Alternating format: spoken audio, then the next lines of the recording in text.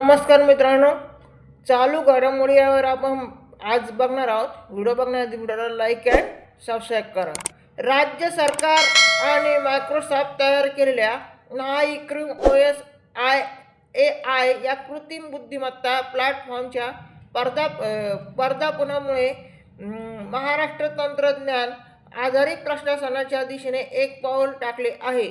या कार्यक्रमाचा उद्देश सायबर गुन्हेगारीच्या तपासात सुधारणा करणे, न्याय प्रक्रियेला गती देणे आणि राज्यभरातील ऑनलाईन फसवणुकीच्या पीडितांना मदत करणे हा आहे. हा पहिला पॉईंट.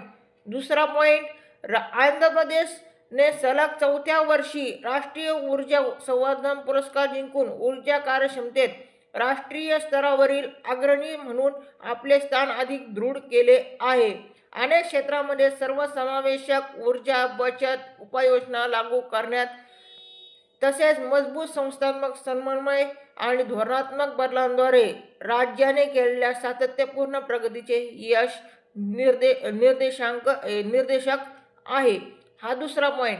तिसरा पॉईंट, भारतीय रिझर्व्ह बँकेच्या नवनिर्मित साप्ताहिक सांख्यिकी पुरवणीनुसार 5 डिसेंबर रोजी संपलेल्या आठवड्यात भारताचा परकीय चलन साठा 1.3 अब्ज डॉलर्सने वाढून 687.26 अब्ज डॉलर्स झाला आहे.